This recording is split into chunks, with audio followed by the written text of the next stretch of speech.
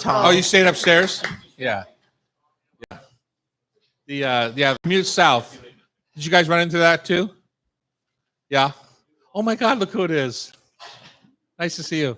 I haven't seen you since carpool. Carpool karaoke. Oh, you should do that. That's fun. I love that. I do too. Can I have a little, maybe after you announce that, I get a little Oh, that's fan mail. Did we get did you announce the final winner? We did did last We week, did right? This is a new contest that's Stewardship Partners is doing. Okay. So I figured we could do that the beginning of the second segment. Have you guys met Cam on production or technical side? Becky is our producer today. Bridget, she doesn't. She's not wearing her beret today, so you can call her Bridget. Okay. Normally it's Brigitte. Brigitte. There we go. Okay. Annie, are you cooking this morning or is Danae? Ooh, you guys are in luck.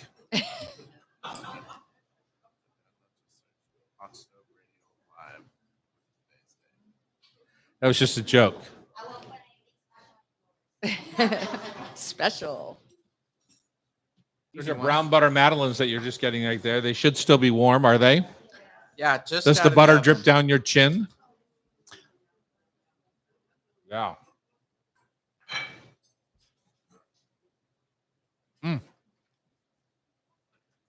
Mine's working. Cam, mine's up. Are they good? Those She's slowing just down came the show out. because Yeah. her phone's not working. All right, you ready, set? I'm ready. This is 2 hours of deliciousness, so be careful. Pace yourself. Mm-hmm. And the bathroom code doesn't always work very fast, so don't wait till the last See, second. I told you. Yeah. I said you were going to warn them about going Yeah. early enough. And look who's on social media today. Oh, look, Taylor's here. Wow. She made it. Where did that? Is that a North Carolina thing? Well, Did you knit it? Is it knit? Oh, no, you. Oh, that is very homey. wow. That goes well with your warm pepperoni rolls.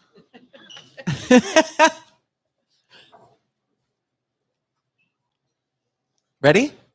Cam looks confused. He was helping Bridge. Here we are.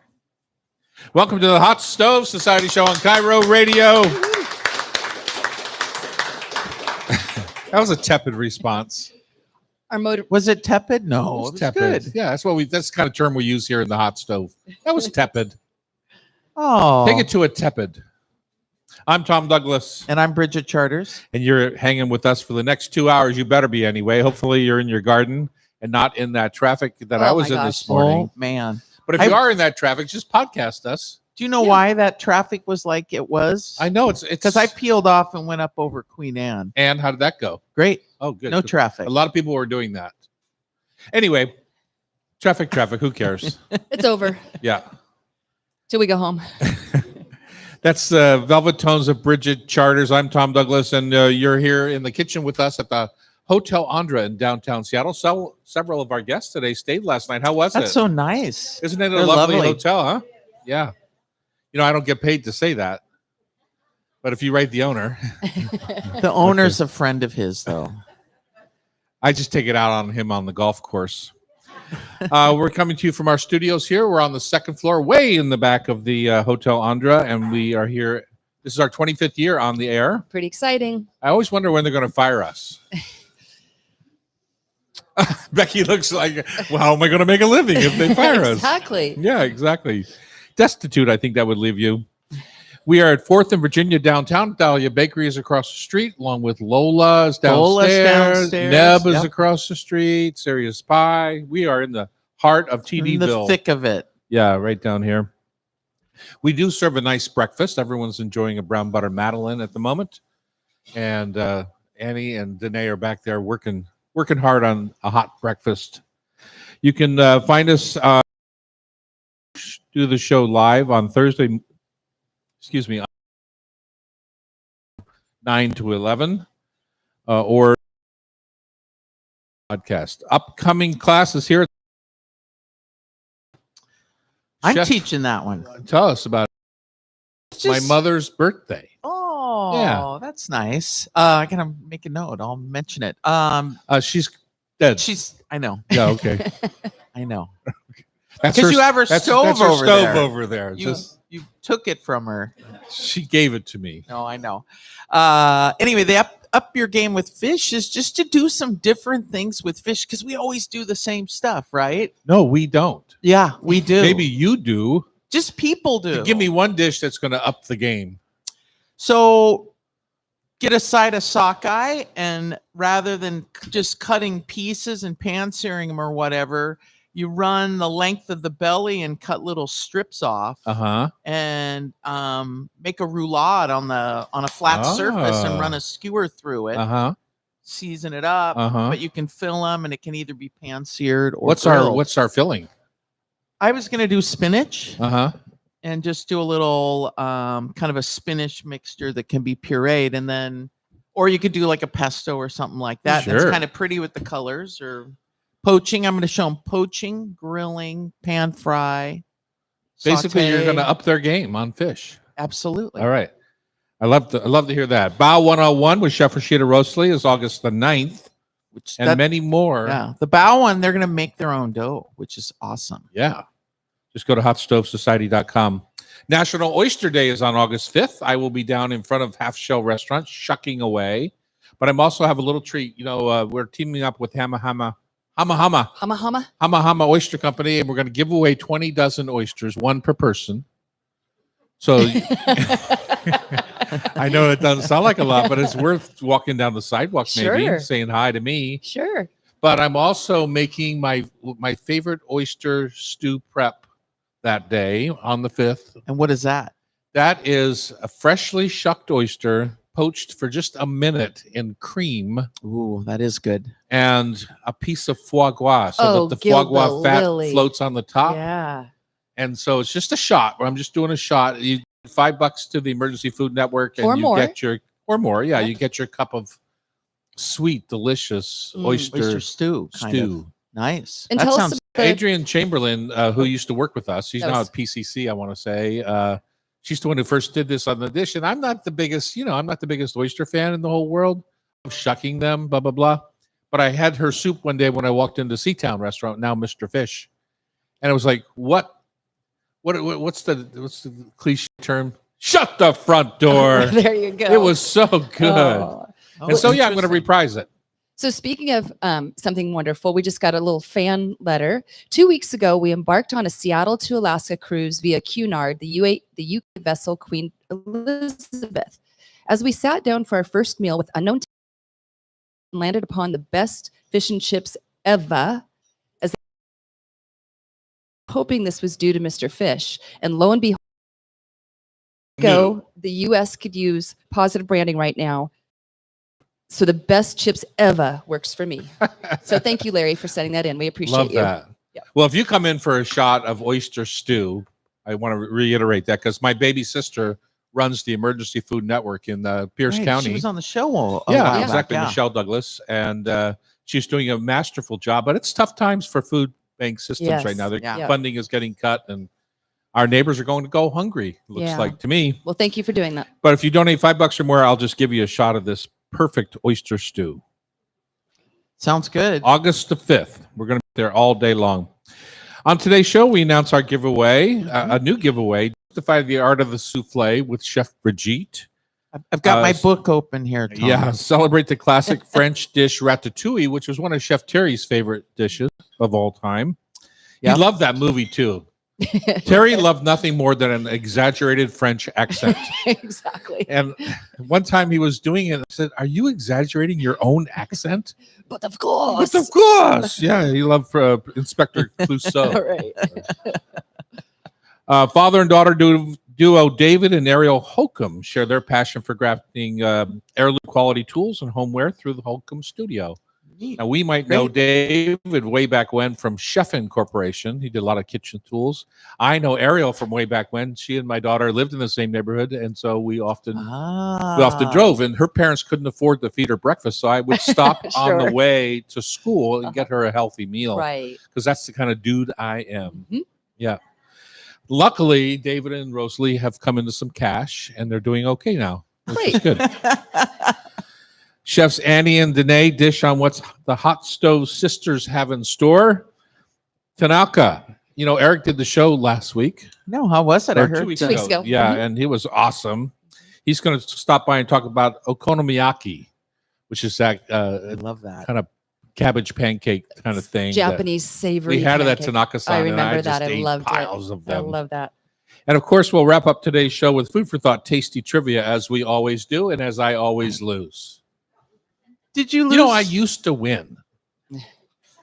I think I don't know what to say to that. Yeah, Tom. thank you. I think that's the best thing Is you've it ever age? said. Is That's it the best thing age? you've ever said right there. Or not said, right? Okay, what is your taste of the week? Oh man, I haven't been on for a while, so I have so many delicious tastes of the week. But I'll just do one. Thank you. They opened shrimping a couple of weeks ago. Mm. So we had spot prawns, and my husband had a few people on the boat, and they had about half a cooler of spot prawns. And so we did a bisque. But the rest we sauteed. Baby cherry tomatoes, ton of basil, ton of super quick saute. And we back of the shell. Uh-huh. And so we did this whole peel, tons of garlic, tons of French bread. It was good. Yeah. And you caught them all. 80 per person, right? That's the limit? Yeah. How many people were on your boat? There were 4. So you had 200 or Nice. 320 spot prawns. Yeah. And we did the math on them because they were $35, I think, a dozen up at Central Market. Uh-huh. It's a lot of So- money. Paid for your crab pots and the gas yeah. and Yeah. Shrimp pots now. shrimp pots. Shrimp yes, pots, yes, yeah. yes, yes. So good. So good. They're actually shrimp, not prawns. They're not spot prawns. I They're know. spot We shrimp. talked about that, right? Yeah. Yeah. Just in case you Yeah, we got to remind each other. Yes. didn't think I remembered anything from our show. I had 2 cooking experiences this week. Dementia's hard, isn't Yeah, it it? is tough. One was I cooked birthday brunch, lunch, dinner, whatever. I guess it was more dinner for the grand twins, Adonis and Athena, Wow. When's her birthday? 2. July 27th. Nice. Yeah. Couple And we of were down at the Blue Leos. Ridge Park. Yeah, nice. I did okay. I did a little. Loretta wanted the huli huli chicken, that you get the at the Calbee. trailer. The little. Mhm. I didn't Oh. I didn't rotate it, which is what huli huli means. But I did make it. It was delicious. But last night I went to a garden party. That sounds like me, doesn't it? No, With Martha. not at all. No, Well, with like, Pamela were you- Hinckley, our old producer, yes. Pamela. And she had asked me to make the potato green bean salad. So I did. And I'm going to throw out a kudos to, there's a little dressing company called Cindy's. You find them in the produce aisle.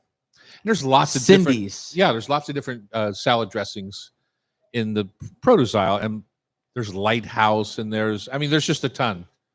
So Cindy's is the one that I've been buying. Yeah. And I just think it's a really good product. They make a little feta and red wine vinegar Mm. dressing. They make this Barcelona vinaigrette. And I had it left over from the twins' birthday party because I like to cheat where I can.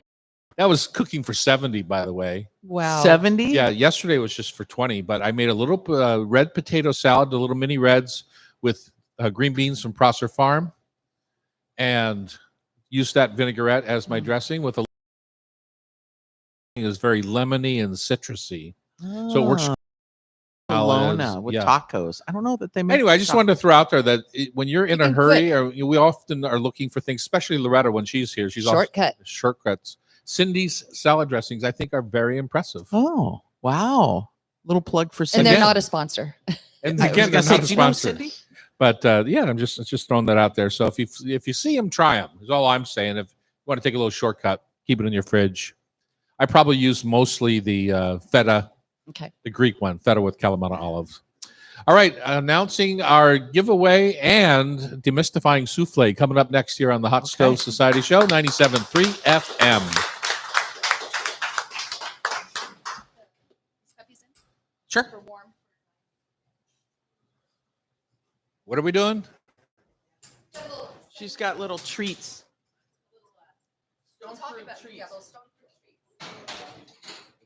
What segment is that on? I hope it's okay. I was gonna say, I hope it's not. Dessert Hope it's not this one. after breakfast. All right. I told you to pace yourself, right? I wasn't lying. Where did I just put my show sheet?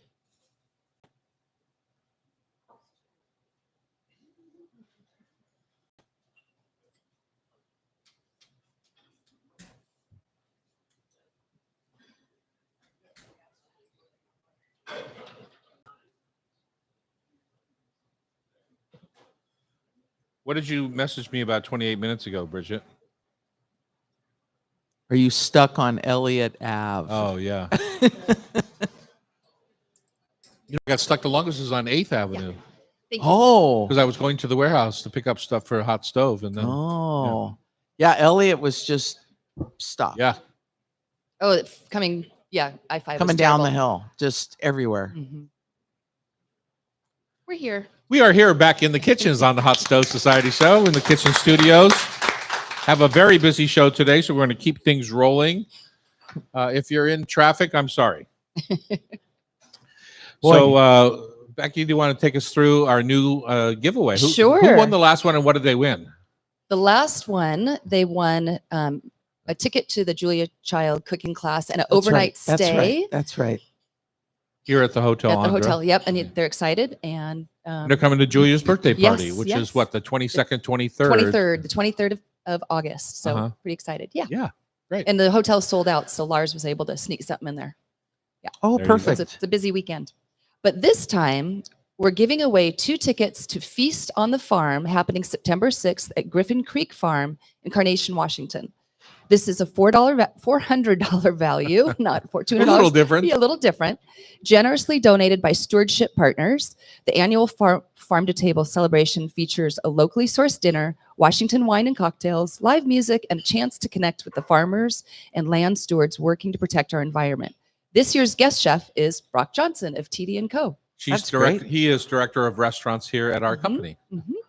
And the proceeds from the event support Stewardship Partners' work, including their Salmon Safe certification program, which helps farms and businesses protect water quality and restore salmon habitat.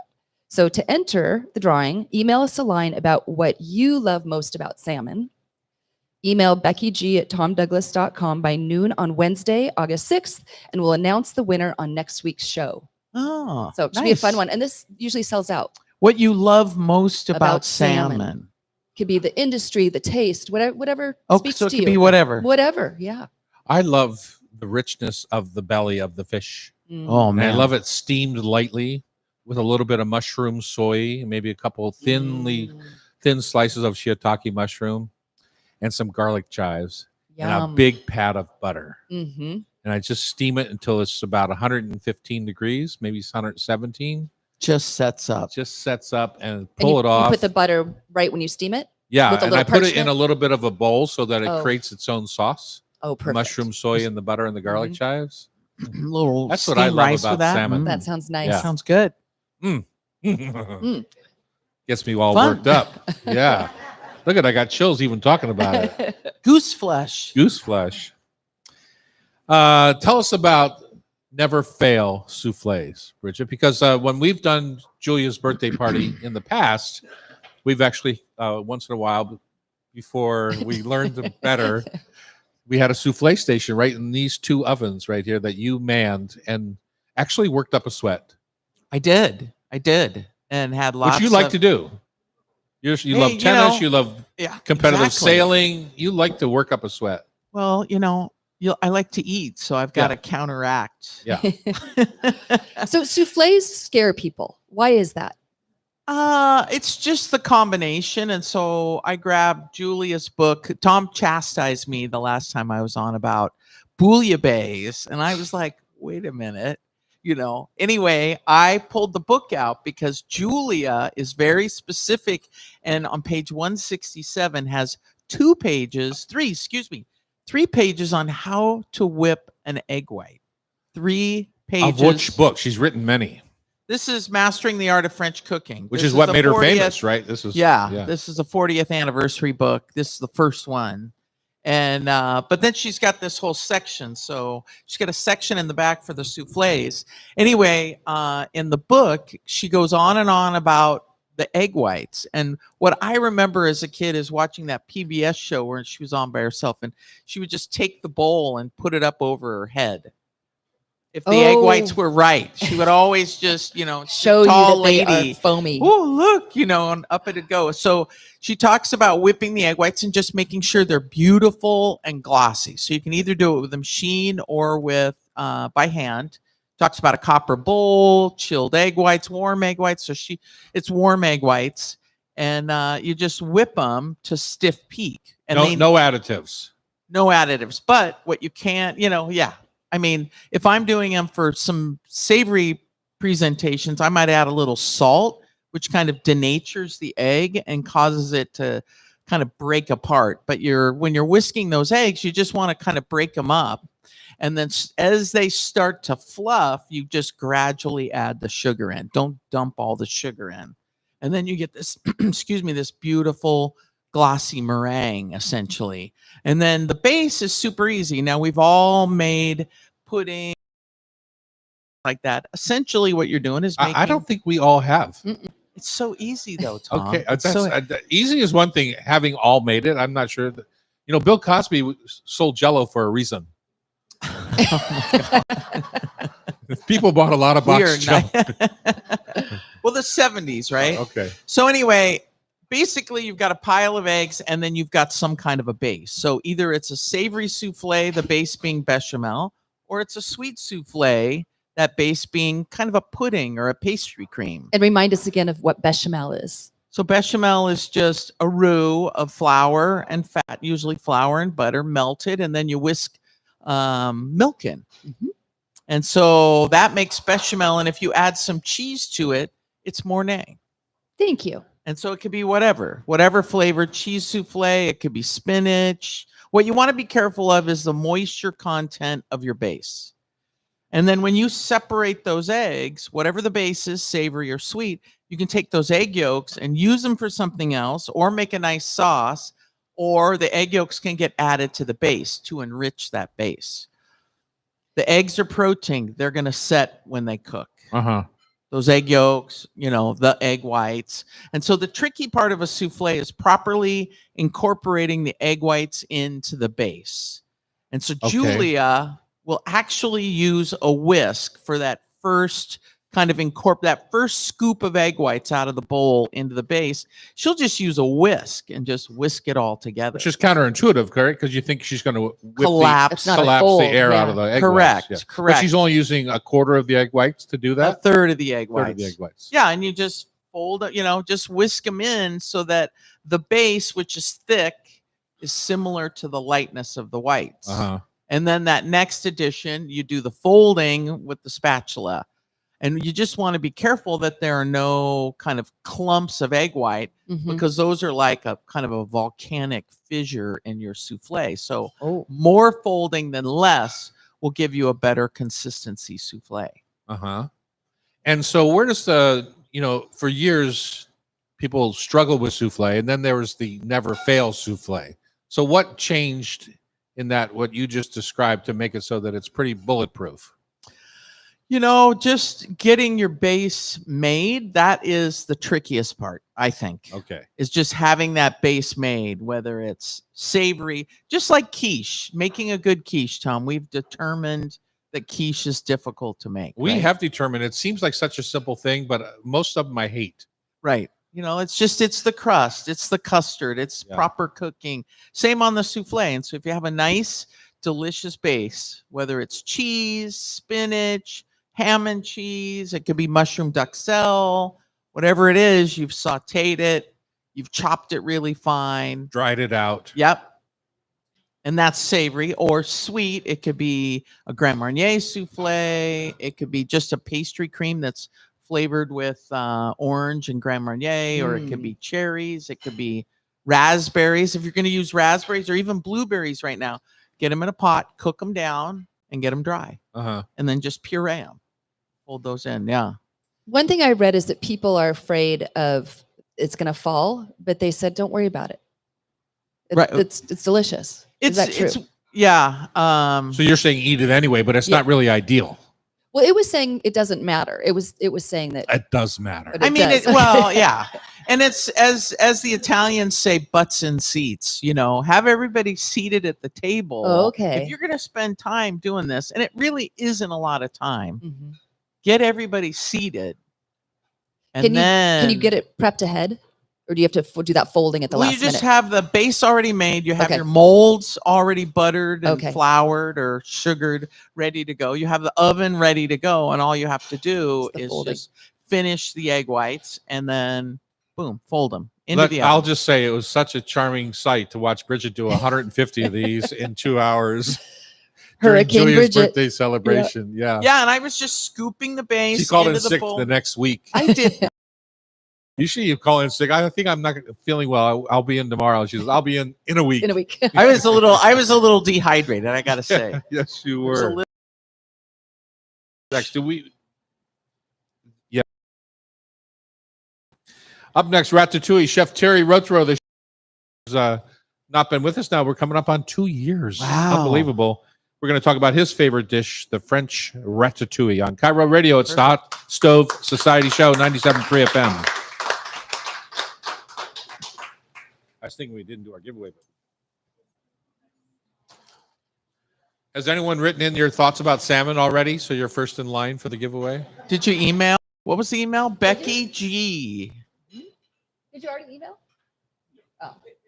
Not that bad. Just thinking good stuff. So after this, little tarts ready. Yeah. And Jackie's ice I'm cream. probably going to move.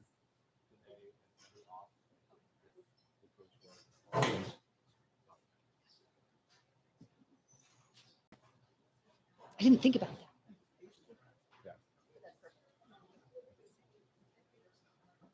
What's going on back there, Andy? Did you make some gravy for your crepe? Sure did.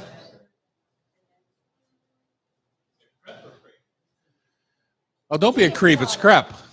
Don't be a Is he creep. being a creep? He's crepe. It's crap. We are back here in the kitchen on Cairo Radio. It's time for some eggplant talk. Even though I think we're pushing the eggplant season just a minute. A little bit. Just a minute here. Why? Well, because our eggplants at our farm in Prosser, where it's hot as heck, haven't really, they're just flowering. They haven't really, they've set some get out. fruit. Really? Yeah. Because it was cooler in But the it's not spring, picking or time. oh, Although we got one little one, I want to say last week. So nice. Man, they're so good when they're fresh. tell me about that, Bridget, because I'm not the biggest eggplant person unless they are thinly sliced, super salty, charred on a wood fire grill until they drip like candy. Wow. Yeah, I like a char. Right. So, and that's not a bad thing. It's super Yeah. delicious with like a marinade. But But that's you the and I thing go back about- and forth on this, right? Because that's how I like to make ratatouille, whereas you have a very different process. Oh. So for example, if you read a regular ratatouille recipe, you're going to dice the eggplant, right? What else are you going to do? You're going to dice onions, eggplant, peppers, tomato, zucchini, and garlic is the classic. right. Now, if you're out in the country in France, I would imagine they might throw a few more ingredients in because they're there and they're on the counter. But the classic is the first. Okay. Zucchini, peppers, eggplant, essentially with the tomatoes. Right. It's summer, it's parsley, it's basil. And so you've got assembled and prepped all these ingredients. Everything's prepped in advance, ready to go. Okay. You sweat the onions, you add the garlic to them, you add a little parsley, a little salt and white pepper in honor of Terry. Now, I've worked with some Frenchies where you had to meticulously cut all the vegetables so they were exactly a half-inch square. Skin on, skin off. Skin on. Except for the tomatoes, because that skin's kind of unpleasant. Uh-huh. And then you Separately, right? once the onions and then everything's kind of, and in a separate pan you sear. Zucchini. This is not your favorite dish. Oh, he doesn't like zucchini either. So tell me, I've not What? read where zucchini is an essential ingredient. Really? In ratatouille. Ratatouille. So Yeah, maybe that's where I'm- caponata. Yeah. maybe I'm getting Caponata mixed up is there. just the Eggplant. peppers, onion. Yeah. Yeah. But on a classic French summer ratatouille, Yeah. zucchini are in there too.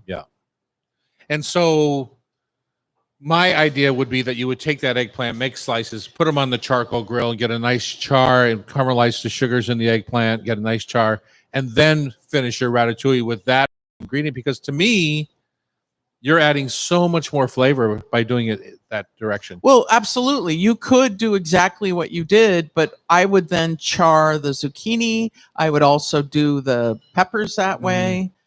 Tomatoes, no. Onions, yes. Uh-huh. And do all of that, and then just make kind of a saute of garlic, and then toss that stuff in. Right. Let it cook down a little bit. You hit it with a little white wine, and finish it with leaves of fresh basil.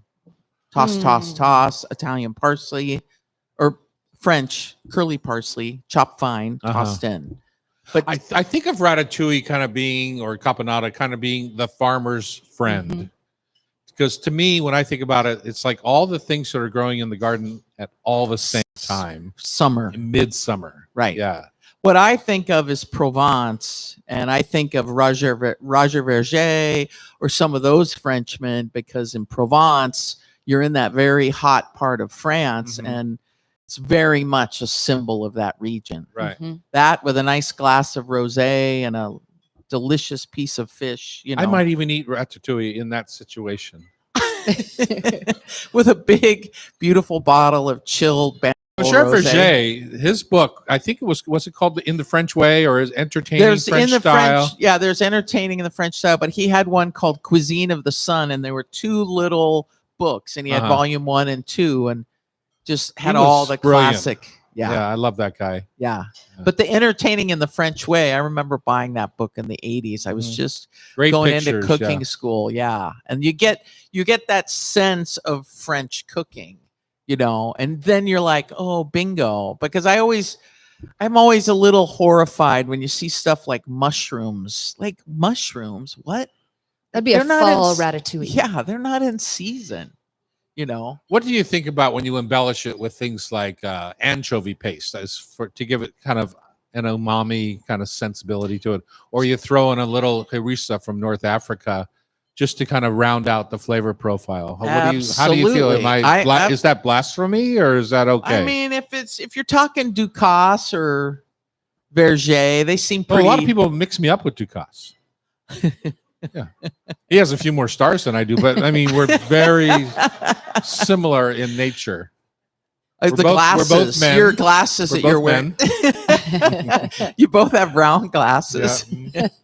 No, I mean, it just depends. But if it's summer and you're outdoors and you've got your linen shirt on and your swimming trunks, you've just come out of the ocean, you've picked some vegetables out of the garden, you get the image. Anchovy would be delicious. Yeah, it just says it's not as an ingredient per se, like you're gonna taste it. It's just as an underlying umami quality. Oh, yeah. I Yeah. mean, it's not the classic, but it would be delicious. Yeah, I used to do my potato salad last night. Yeah. You know, Chef Terry grew up in Nantes, right, in the town of Loulay, over on western France. But he had Yeah, up in always the north. dreamed Yeah. when he finally got to retire, which he never did get to retire. He'd Oh. always dreamed of retiring in Provence with That's Kathy. awesome. And Yeah.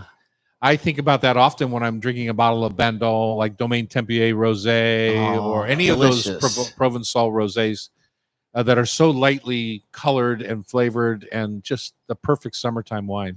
Yeah. You know, Central Market had a huge end cap of that Bandol wine, Mhm. and they had it listed at $29 a bottle.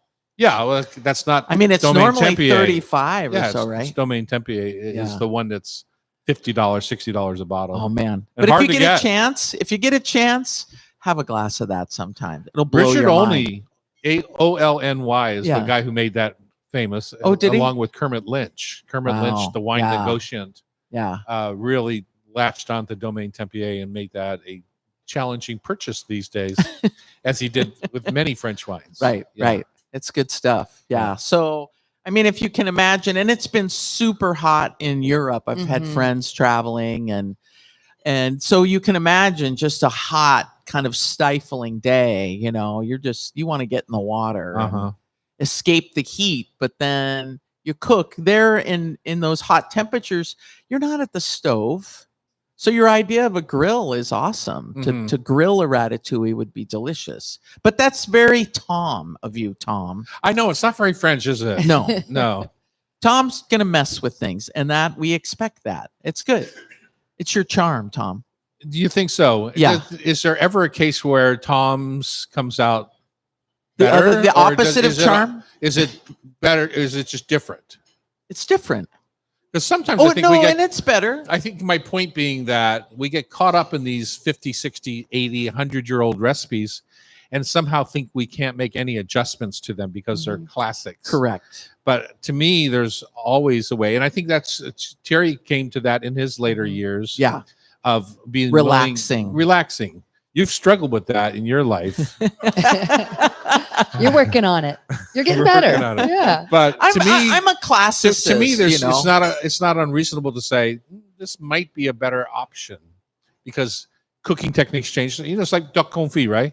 Yeah. It was a necessity at the time when it was developed 300 Well, yeah, years ago because for preservation. Now we just eat it because it's fun to eat right. and has a delicious flavor profile. So, is it okay to take a classic recipe and add your own little charm to it? Absolutely. Do you Because think, I would use all sorts of Provençal herbs, not just basil. You know, right? Do you think- tarragon is huge down there. Rosemary is huge. You just would have to call it Tom's Ratatouille. Mhm. Do you think? I think Terry would have added the harissa, no problem, since that was Oh, one of he his put- favorite ingredients. Yeah, he would probably even add Chinese chili crisp to it. he loved both of those ingredients. But maybe 20 years ago he wouldn't have. I think that's You- probably true. Or yeah, 30 years 30 ago. 30 Yeah. years ago. I've started a book, Jared Diamond, and reading this book called Upheaval that he wrote. He wrote the book Guns, Germs, and Steel. Oh yes. But it was really interesting because at the beginning of the book, he talks about crisis. And a part of crisis is those individuals looking for that approval from their peers. So for the French and cooking, I think that was very much part of Terry's shtick, is that if a Frenchman came into his restaurant, Mhm. he had to honor the craft. Mm. And you are The an craft American. of cooking or the craft of a particular dish. Both. The French way. For it to be perfect. Oh, Terry, this is exquisite, you know. Uh-huh. And you're like, whatever. Forget it. This is how I'm making it. And quit arguing with me. It's like, okay, yes, Tom. We chef. Well, we do struggle with this, Bridget and I, because Uh-huh. when we come in and she's doing the prep for one of the cooking classes that I'm actually leading, Mhm. I come into sometimes a very different style of cooking than what I intend on doing that evening. Mhm. And we have to kind of start over. Kind of like how about the dots last year on the Julia Child? You were trying to tarry it up with dots. It Oh, right, was right, funny. right. Yeah. Yeah. So no, I mean it's that's cooking though. That's the beauty of cooking. But Tom, you've been doing it a long time. You're old. And so you have really good technique. Uh-huh. Do you like how I snuck that in I don't there? care. That's Yeah. it's not a lie.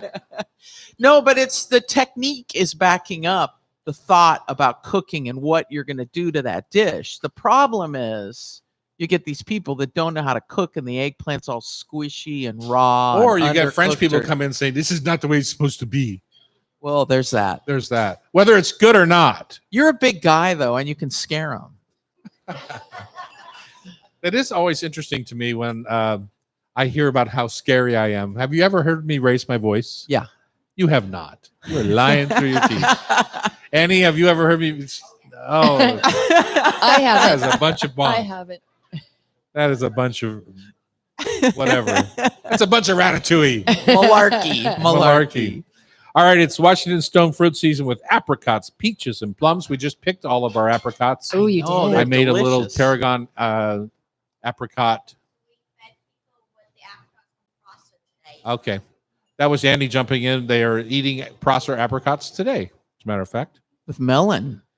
We have one apricot tree. It's on a good year, it's 1,000 pounds of apricots off the one tree. On a bad year, Wow. it's an apricot. Oh, gee. Yeah, because it depends on the frost cycle, right? So did you get 1,000? Yeah, this year was 1,000 pounds. Yeah, from one tree. Why did we only get one tote then? Because we have to do it that way. And Cam is telling me to hurry up. We're over. All this is going to get cut, just so you know. Well, we can save it for the next segment. Exactly. On Cairo Radio, it's the Hot Stove Society Show, 97.3 FM.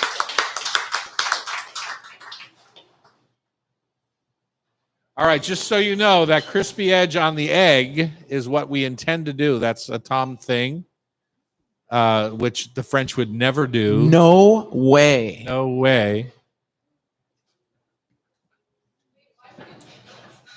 Pardon me? Well, you know, I do. That's a good question because the French, if you've ever been to a French patisserie, they cook all their pastry much darker than we do over here in the States. We always think it's kind of sort of burnt. But their eggs are lighter, although their scrambled eggs, like an omelet, is darker.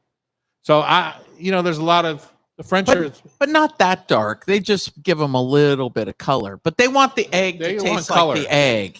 The guy who taught me much about cooking said brown belongs on your shoes and your shorts, not on your eggs. Oh, That was the gee, Steven who was that? Steinbach. No way.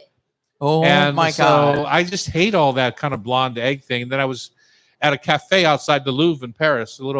Just had a little goat cheese crepe or goat cheese omelet with fine herbs. Mhm. Changed my life. Because it was crispy? No, it wasn't crispy, but it was brown. Oh, brown. Okay. And the That's- goat cheese and the fine herbs. Oh. And, Was that Cafe Marley there in the portico there right across? 30 years ago, Bridget? Such a great cafe. It's still open. I went there. So this is my niece, Natasha, and her brother, Mateo, over there visiting from San Diego. And we made a little This is something for this beautiful. next segment. Little ice cream for breakfast. I love that. Mhm. But you made Why the are ice you cream. not helping and Natasha's doing all the work. What's going on?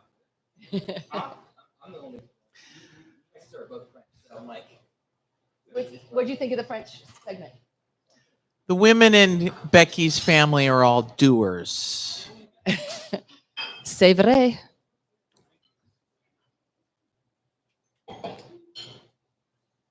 Mateo's the cook. I will say these eggs got a little bit. Got a little what?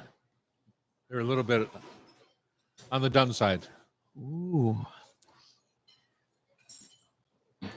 So are these going to be done in time for this segment or not? Yeah, they're They're right passing out here. right now. They're in front of people. Oh, okay. Is it a hand pie or is Is it what? we didn't know how to? It would be a hand pie or a fork and knife thing. Yeah, I want one of the. I'm gonna get it. You what?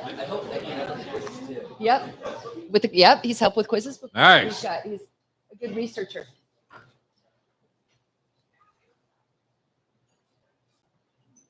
So these blueberries are from Crawford Farm, our neighbor in Prosser. Apricots from our tree. So you're getting a little local treat here today. I might need some coffee with that.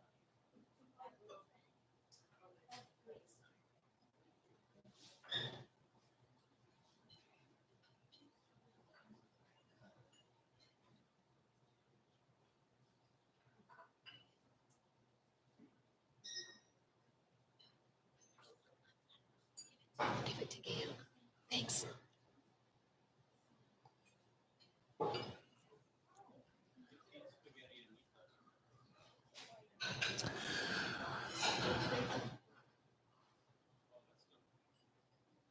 Welcome back. It's the Hot Stove Society Show on Cairo Radio.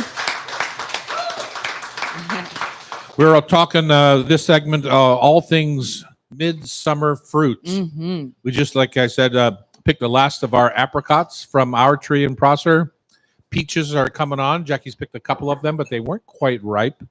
And then plums. Our Santa Rosa plums are the Ooh. bomb that we have. Those They are should be out any the red minute. ones. Yeah. Yeah. Do you have the French? The The Italian, I Oh, think of okay, them yeah. as Italian plums, or yeah, we have those. hook us also. up. But the Santa Rosa one's really good. And then my favorite of our stone fruit that we make, we don't pick until September, Oh, okay. which is a blood peach. Oh, Mm. It is like you've So never special. tasted it before. Yeah. really? Yeah. We only have one tree. We maybe get 24 peaches off of it When Mm. did you plant it? 5 or 6 years ago. Maybe 8. Cool. Anyway, it's really good. Blood It peach. does. Okay. The reason we get such a low yield is that we're organic, right? Mhm, And so it attracts a lot of bugs, so you lose a lot of fruit. mhm. So you have to fight the critters Yes. for it. What do we have in front of us, Becky? Well, my niece and nephew, Natasha and Mateo, are in town from San Diego. So we we knew we were doing this segment, and we picked out tons of plums and pluots and all kinds of things. So we All from Chile. know from Washington, all stone fruit from Washington. They've got beautiful displays. I like the cherry bomb, but I think the Santa Rosa is really nice. There were a couple that we had. One was a light green, and I think Mateo said it looked like a star fruit and kind of tasted like it. And we left those out of this little tart. So we decided to take a shortcut and do the Dufour puff pastry. Which is a great product, It I is a think. great Yeah. product, good So good. ingredients. To serve the audience, to put them in little muffin tins, but we par baked them. But puff pastry puffs. Ended up with It popped out of your little muffin tin. kind of yes. So then we spooned them all down, and then we put in a little mixture of peaches and all these different plums. It's Add a little sugar, delicious. cinnamon, then Uh-huh. let that strain, because I'd done a crostata last week and it was too liquidy, Uh-huh. and I didn't like how it mushed out.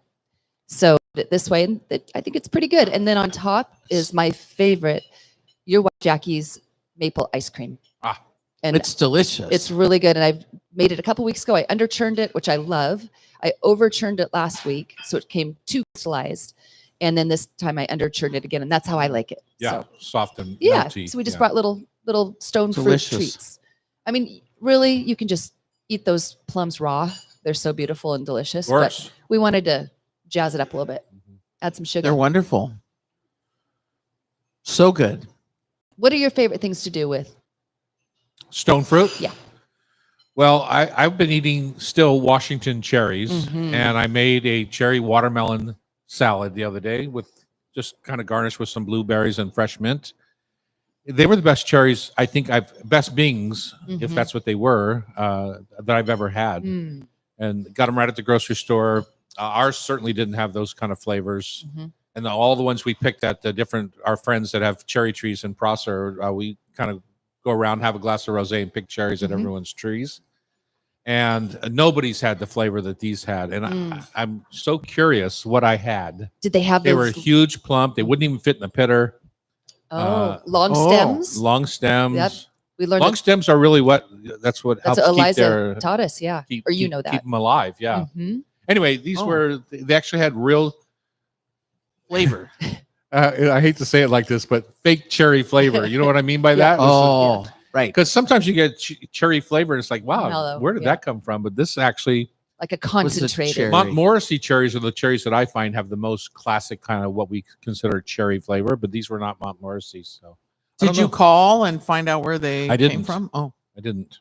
It was lame, but I'm still using those Mhm. and use them in every sort of way. But mixed with apricots, mixed with blueberries, I think you did a nice Mhm. thing where you kind of combine some of these Mhm. fruits together.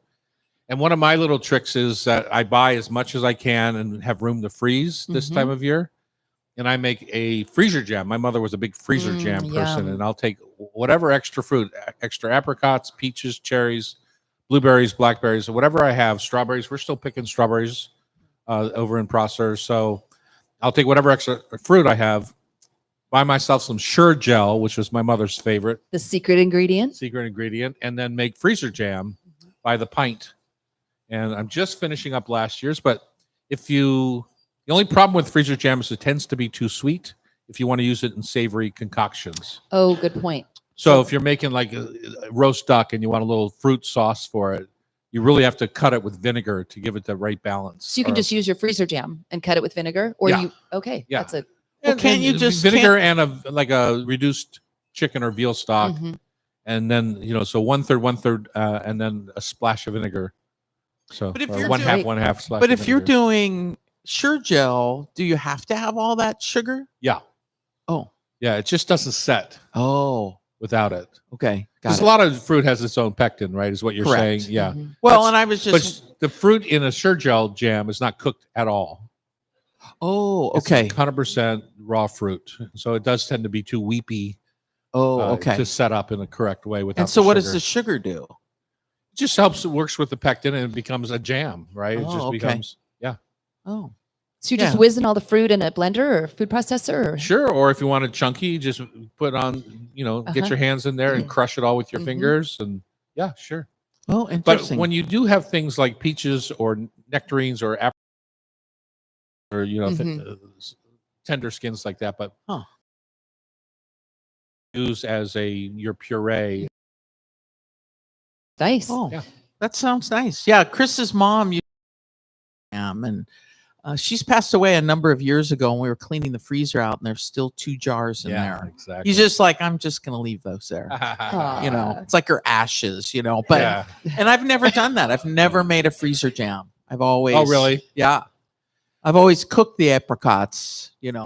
Well, back in 1984, so 40 years ago, Yeah. I was a chef at Cafe Sport in the Pike Place Market area next to the athletic club there. And I was enamored with my mother's strawberry freezer jam, which she made every year. And so I started making it for our breakfast. We were open breakfast, lunch, and dinner. Started making it for that. And then a guy named Chris Cosgrove came in and said, I have this jam. And he was making freezer jam. And it's like, well, that would be a whole lot easier than what I'm doing right now because I was making it every week. Oh, so he And sold So it he to you? started a company called I know it's blue in a little tub, plastic tub it's in the freezer. oddly. Yeah. Yeah. And if you see it now in diners, you see freezer jam in little 1-pack portions, little plastic cup portions. Oh, really? I have them at the Bay Diner where I take my grands for breakfast all the time. Uh-huh. You just see them all over, and I feel like I was a part of that story. I helped get him started because I put his Oh. on my tables. So Cafe that's Sport the was jam very in well the- known for. That's the jam in the freezer section. I've seen it over Yeah. in the fruit area. Yeah. Oh, very cool. Yeah, so it's 40 years later. It's still on the shelves. Good for him. He's retired, lives on Maui. You know, Chris. No, I don't. I'm Oh, just yeah. kidding. I like the story. So, Bridget, how do you use this in savory applications? Jam? No, just stone fruit in general. Oh, like stone grilling fruit. peaches and with meats. Oh, well, I take one from Tom, and I love grilled peaches. Mhm. And so like doing, a whole grilled chicken spatchcocked, and then grilled peaches and onions, and you whack them up and toss them together with some arugula out of the garden, and you got a delicious salad, vinegar, Yeah. lemon. I do that kind of stuff. Or I like grilled plums to serve. They're good with steak. Just the sweetness of the plums with a steak, savory, And then, the dicing and tossing into salads, Mhm. or dicing and tossing with oil and vinegar. Sounds It's delicious. delicious. Yeah. And Yeah. if you're one of those people that are in the grocery store today buying Driscoll strawberries, the brand, it could be any kind of branded California or fruit, at Costco too, right? any sort of California fruit right now, shame on you. I'm going to say it. Shame on you. Support your local farmers. Mhm. Yeah, it's so true. And I gotta say, Ballard Market right now just put blueberries out on special this week, and you get a 4-pint pack for $6.97. Wow. there you go. Got to sell them when they grow. You got to sell them and move on. Up next, we have friends of ours sitting right back there on the back row. The Holcomb family is here to talk about their new venture, Post Chefin' on Cairo Radio. It's the Hot Awesome. Stove Society Show, 97.3 FM.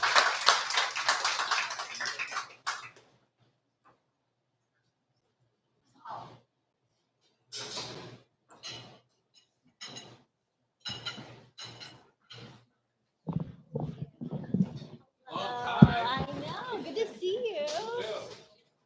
Awesome. Thank you. Okay. Okay. Awesome. Thank you so much.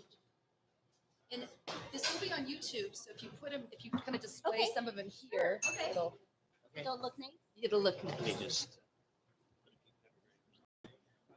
Beautiful packaging. Oh, I see there. In the Thank package. you. She went to design school. I would take credit for This it. is- She woke up from being born. Really? That's awesome. I'll make sure there are. Thank you. Awesome. Oh, Yeah, don't- Lordy. Making a mess. Have you never done Cameron will get it. We have a funnel. Have you never done this before?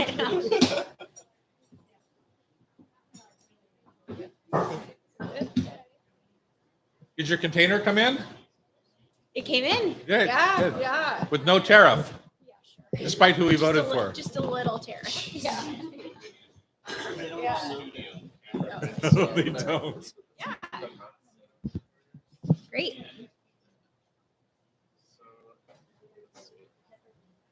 Thank you. You know what? I was supposed to be at Broadmoor.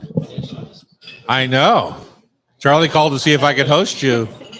I said, I'm going to be here. Did you tell him I was supposed to be? No, no, I said, I'm going to be here. I Yeah. can't do that. I can't Yeah. take your spot with David. I don't want him to. But I didn't realize at the time that you were on the show sheet for today. So I had forgotten. So we would prefer if Ariel had just showed up on her own. I know I could. Yeah. Next time. Wait a minute. About me? Yeah. Well, you know, it's been a lot of years of What About Me. I know it myself. I'll just Okay. talk with my nose. Yeah. Okay.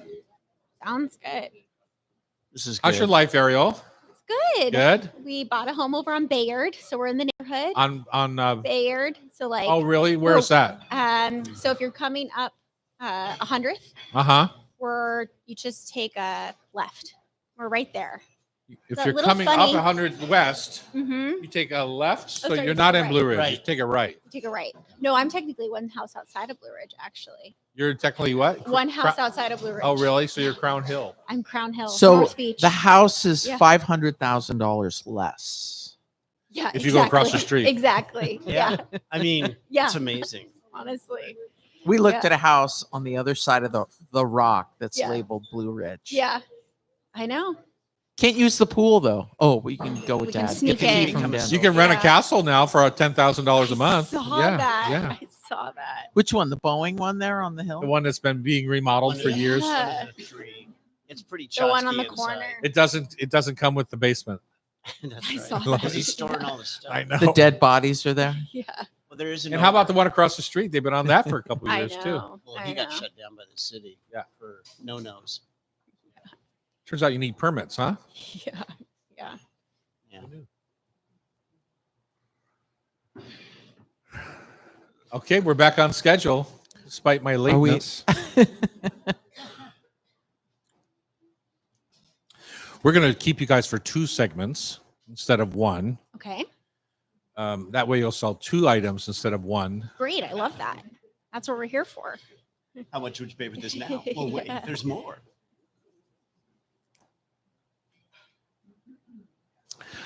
All right, it's hour number 2 here at the Hot Stove Society Show in Cairo. I'm Tom Douglas. And I'm Bridget Charters.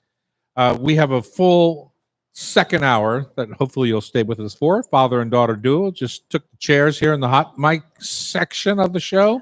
They're going to talk about their houseware brand, Holcomb Studio. Chefs Annie and Danae are getting bumped until next week. Eric Tanaka, my partner of 25, 30 years, is going to come in and talk a little bit about E.T.? okonomiyaki. Yeah. I saw him at the garden party last night. I don't know if I mentioned I was at a garden party last night. You did. You know, my You friend did. David, who's sitting in front of you, likes to tell us about his desert home. I just wanted. I want to see the tutu he was probably wearing for the garden party. I bet Pamela's got a photo. She does. I was on dog duty last night at the, we have a new puppy at the house. Who does? You guys do? Jackie does. I don't. Jackie does. Oh. Butterbean, What kind of puppy? a German short-haired pointer Oh, those are beautiful in a long dogs. line of beans. Her first one was Pinto Bean. Her second one was Fava Bean. And this one is now Butterbean. So, Oh, cute.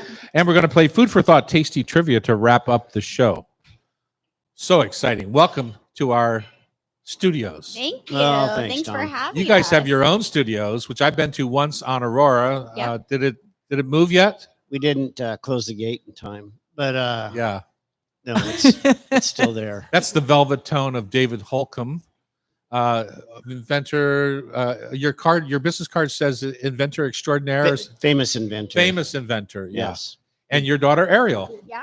And then in parentheses, Daughter of famous inventor. I Right. think Is how that what your you card introduce says, it. Ariel? Yeah. Yeah. That's how that would Exactly. roll. no, Yeah. in parentheses, in his own mind, right? Right. Yes. Yeah. Well, You know what his golf buddies call him? Skinny jeans. Because he's never driven past an outlet mall. He's not stopped in and Well, the- stocked up. Tom, they fit.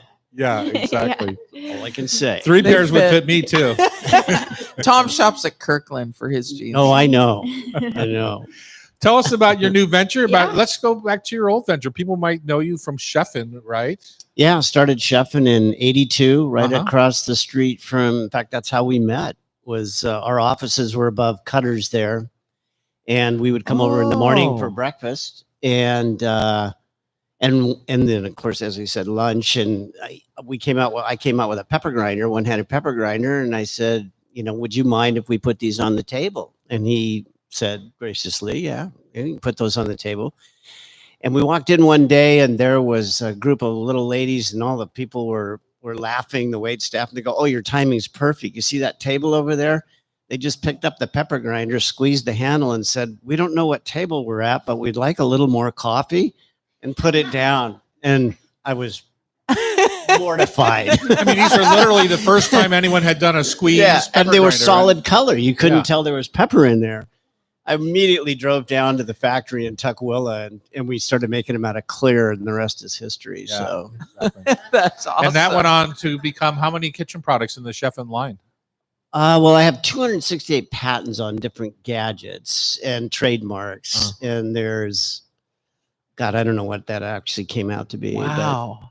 So should you write a teamed up book. with another company and moved on from Chefin'. yeah, Yeah. did some deals, and Yeah. Ariel came in as an intern and worked at Chefin' in the happy days, and through the private equity transition, Uh-huh. and was in charge of a brand, a kind of you tell them, entertainment brand, Yeah. whatever.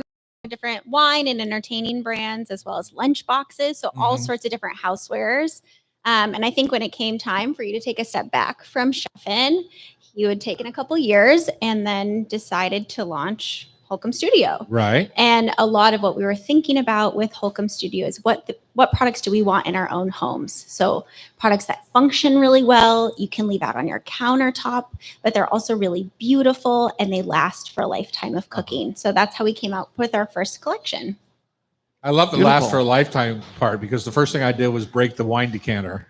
Did you? I bought another one. Okay. I bought another one just so you know. In So- Chefin' days, we Good. couldn't wait till they broke till I they know. buy a new one. It's like my friend That's Paul a joke. Ellingson, who owns the restaurant Supply House, when we're in a restaurant and he hears the crash in the kitchen of China, and I go, my face just goes like, "Oh my God!" He just smiles. 'Cause Yeah. He knows he's going to sell me new stuff. Dollar signs. So much fun work. You know, Yeah. I remember you obviously from Carpool Yep. when we Mhm. used to take you over to Seattle Academy with Loretta Yeah. and Molly Dow Mhm. in the beginning. And I just ran into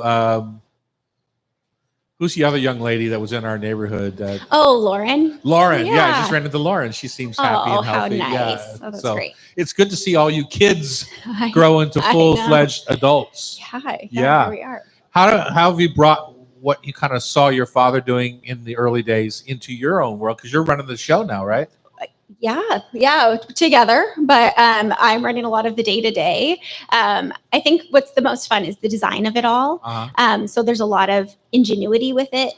Everything down from the little details, like on our oil can, we have this hand sharpened tip. So as you pour the oil through it and you come back up, it cuts through the oil so you don't have any mess. No more drips. No more drips. Wow. Yeah. Nice. Yeah. Clean countertops. But our design team spends such a tremendous amount of time really perfecting that and making sure that that'll work for all the different products that each of our customers buy. So that part is just something that I love. Uh-huh. And that's very much ingrained in Chefin' as well.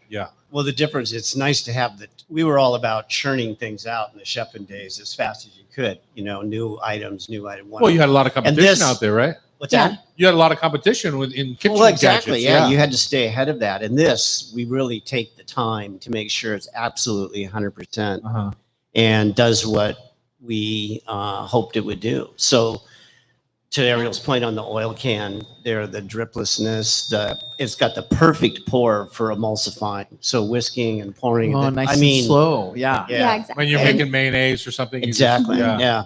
So, and then, the pepper grinders to make sure that we not only have a great grind, but that there's a feel, there's a tactile moment with it, Uh-huh. for everything from the sound.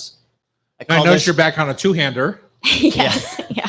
Well, I've already done the one hand job, Tom. I mean, but this is 10,000 years of proven technology. So Mhm. it's literally a stone mill.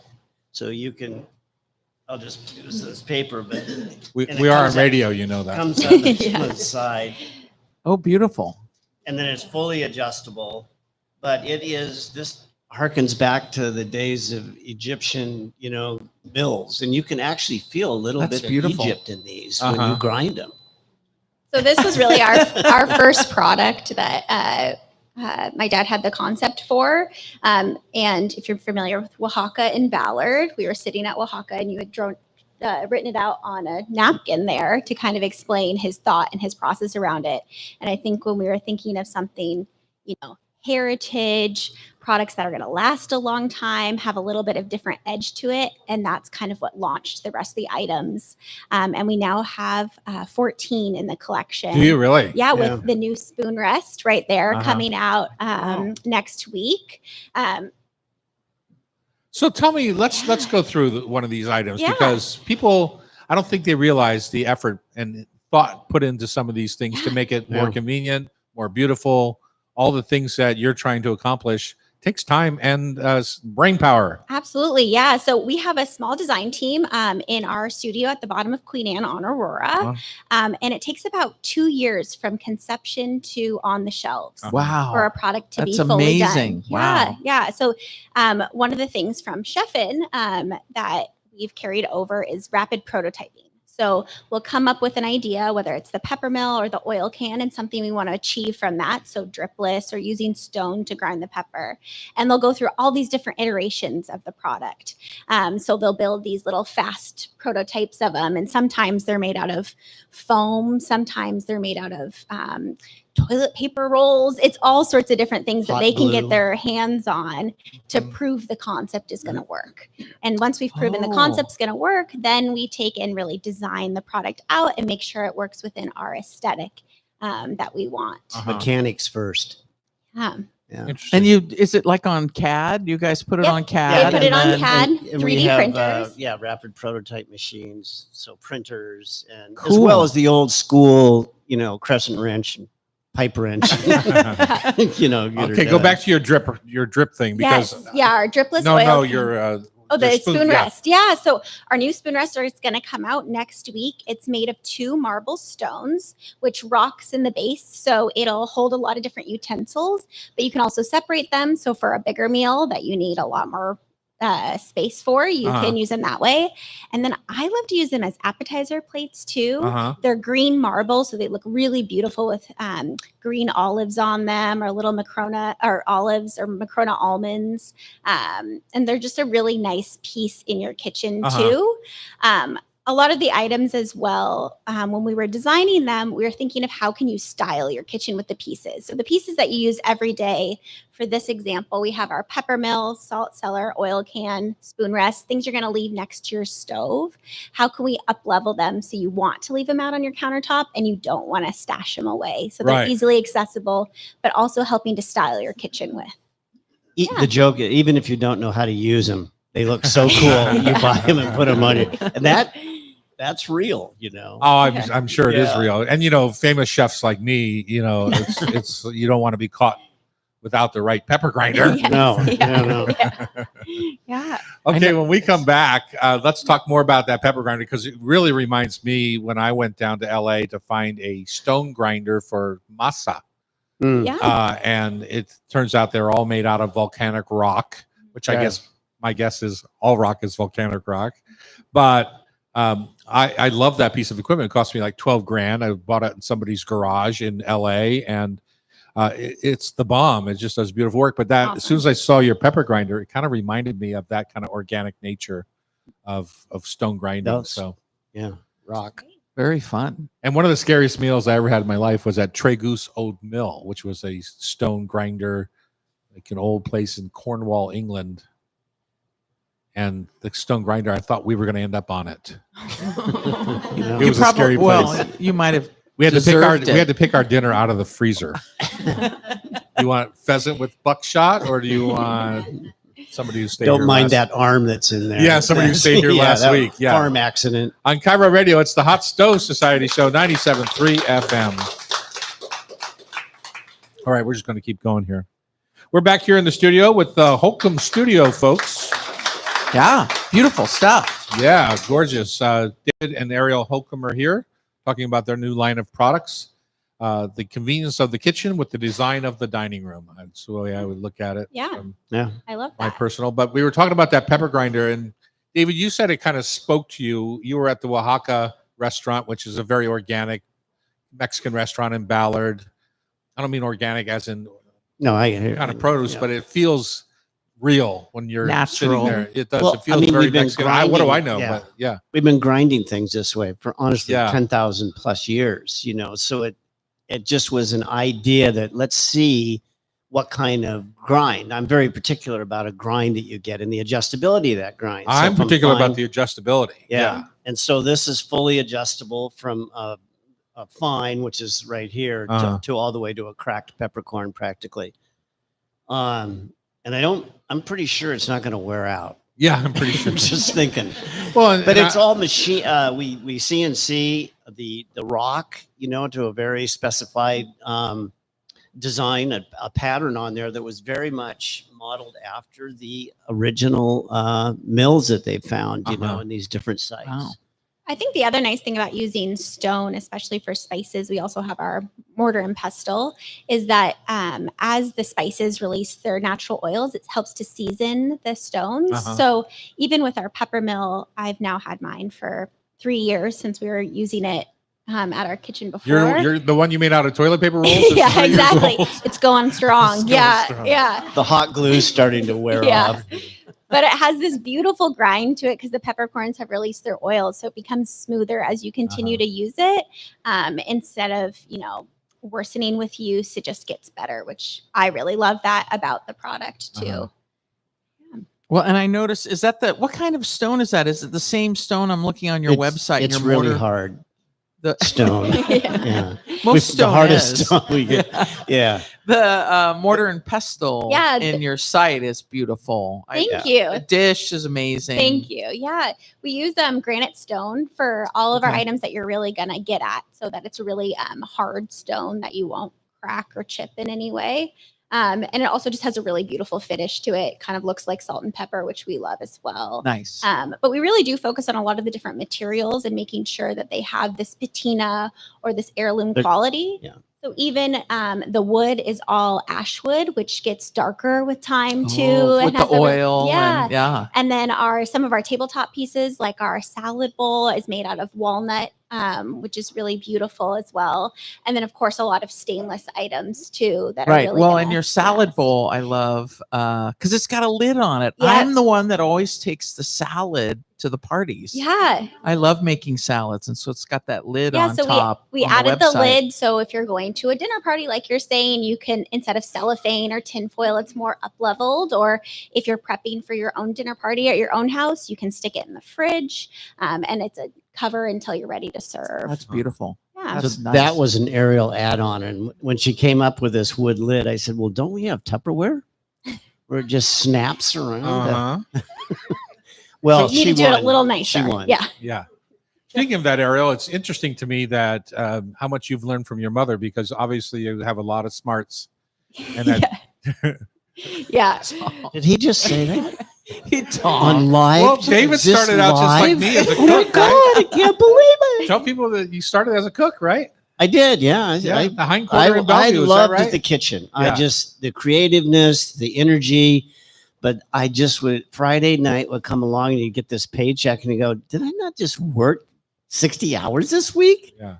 I couldn't quite get that whole thing around my head. So I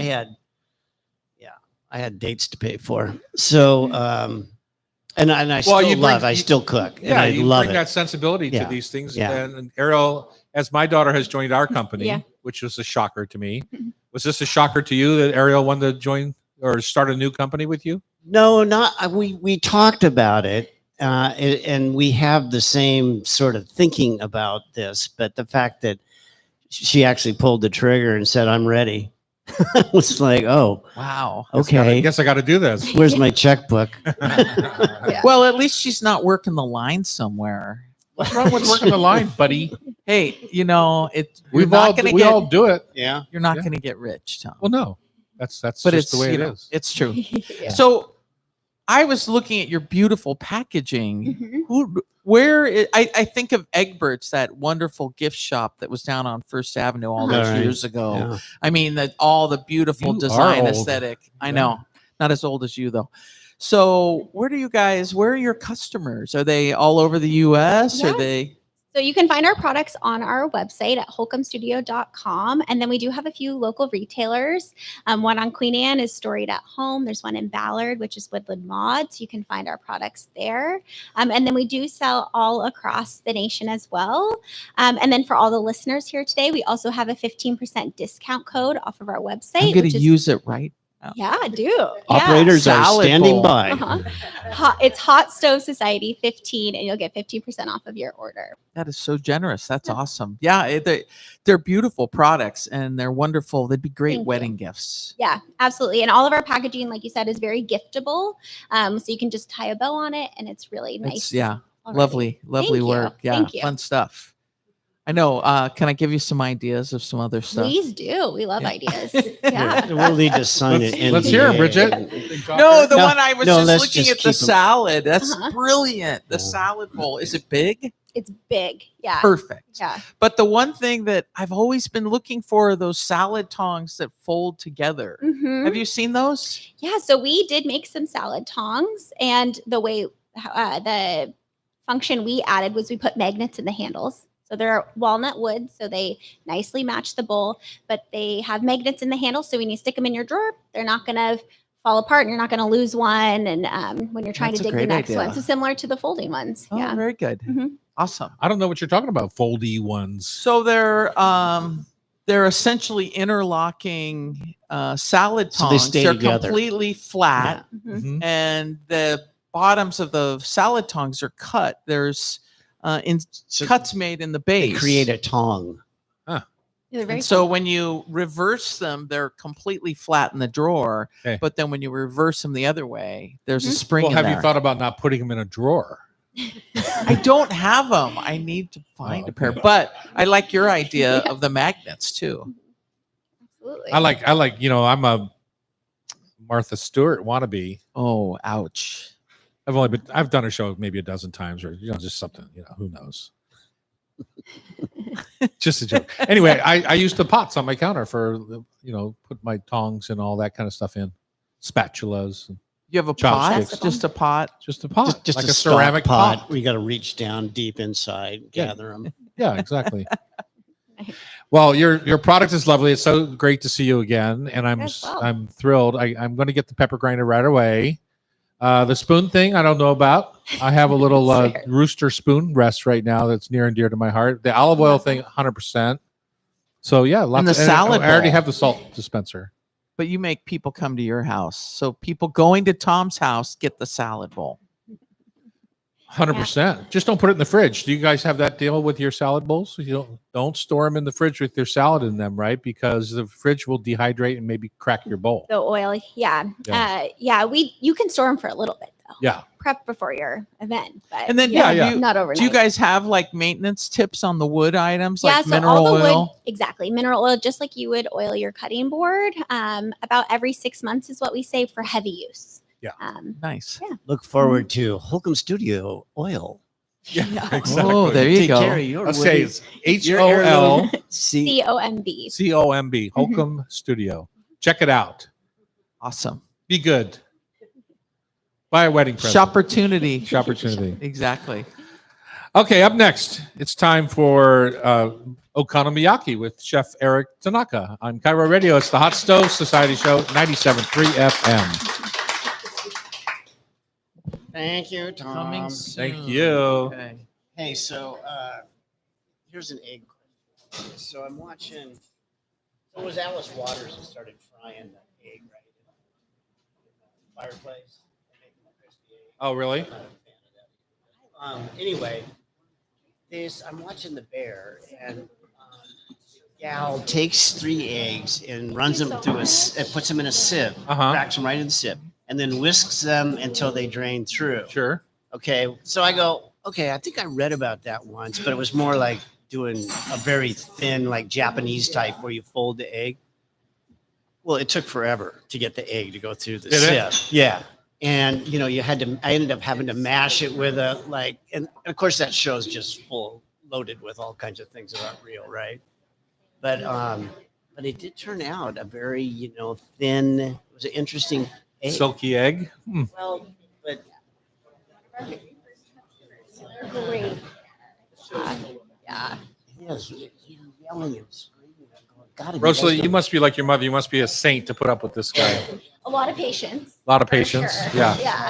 Yeah. No, I'm actually very easy to get along with. I hate having my back to an audience, by the way. Well, you did. Oh, you too? Oh, okay. We can see you. All right, I'm gonna get in front of you guys. Oh, okay. I think we have a few of those.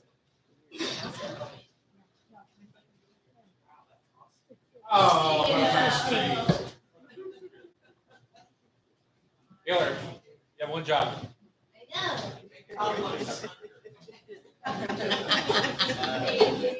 didn't like that face. With her eyes, she said, I'm not a miracle worker.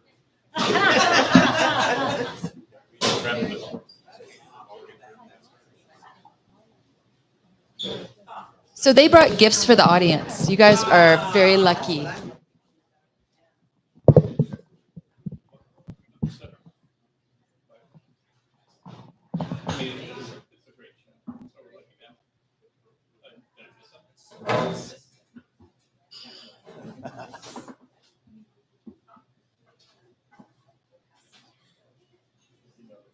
Yep.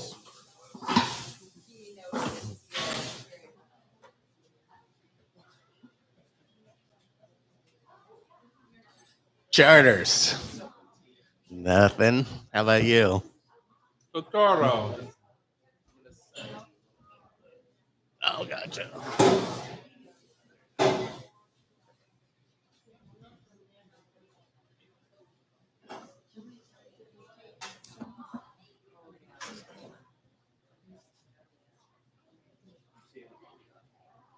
I literally. What's Spencer up to now? Sweating down in New Orleans. He went back. He's back down there, and school starts next week. Oh, God. Isn't it? Yeah. He's working at the studio. He's audio engineer for Cool. rap and hip hop guys. And so he does that, and then his buddies every day make a beat. And he's kind of Mr. Marketing guy, so he'll release snippets of it on Instagram, and then they get rap artists and singing. Cool. Doing that, and then he's working at House. Okay. Stage guy. Seems like band. He was like, "Gee, That's funny. I'm gonna have to listen to it. texting. And I was like, wait, that's awesome.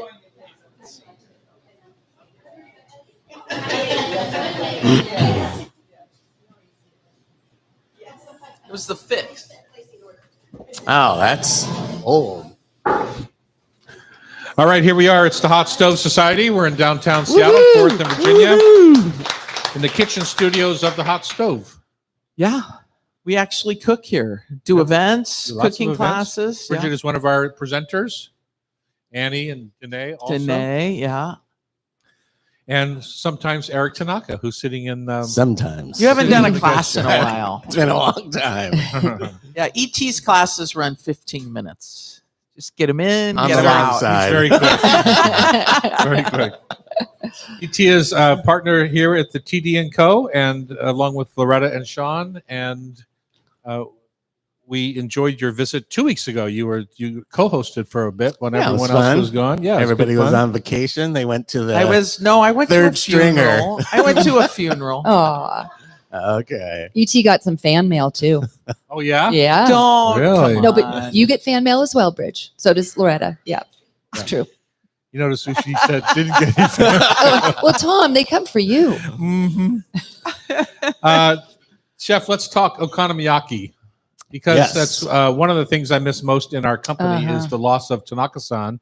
Yeah. You are Eric Tanaka. It was named after That's you, true. and it was over there at 6th and Lenora in the we- Via 6. in the Via 6 place there. We just couldn't make the economics work in that building. It was a huge space, Huge. and it just couldn't make it work.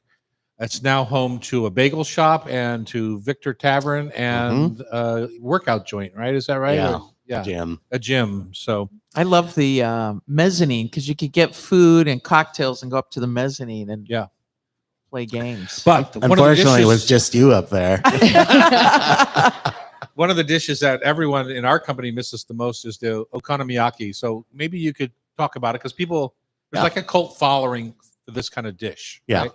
And it's just a very classic street food, from Japan and Osaka. okay. And we had just a very classic version. But I think that the people that had it and know that dish, they were like, oh, it hit the spot because Right. it's just perfectly in that realm. And it's a really simple dish. Just It's sort of simple.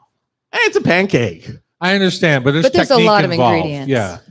Yeah, and I think the bigger part is the mountain yam, just the grated yam that goes into it because it gives it a little bit different texture. It's not so gummy.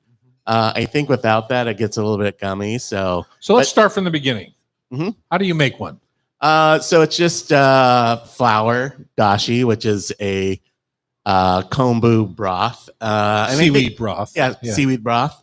And that just kind of gives it the umami and obviously the moisture. Eggs, flour.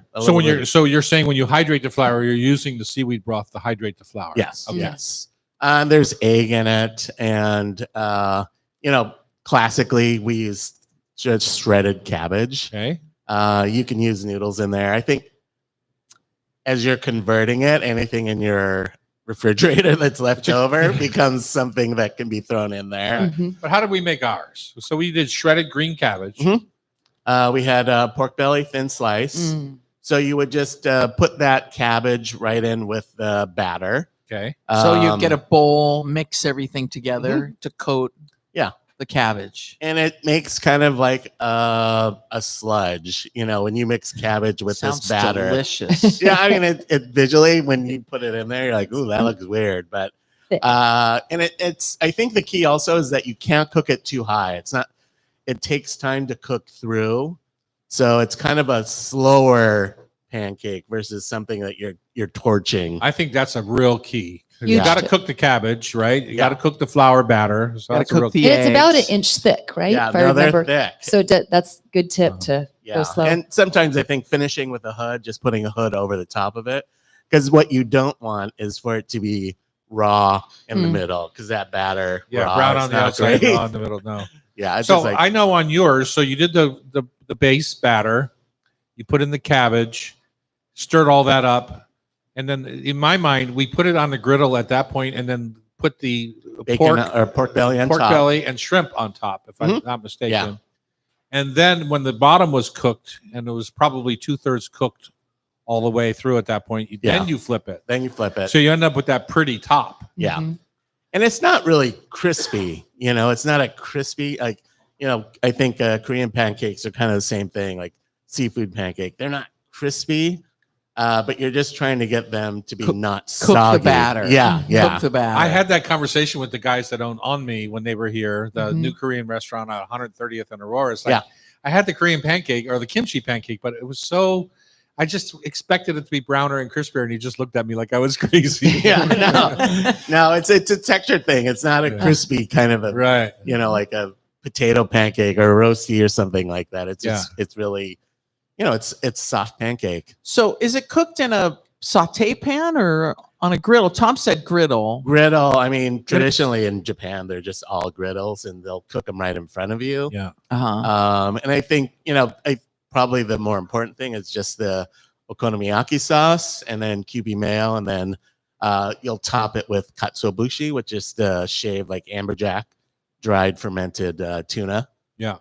Okay, let's go back to your sauces because you like to speed right through these things. The okonomiyaki is actually an apple tomato based sauce. What? It's you would never think that because it's like a dark sweet So ketchup. Treetop and Heinz. Yeah, exactly. But that apple gives it the sweetness.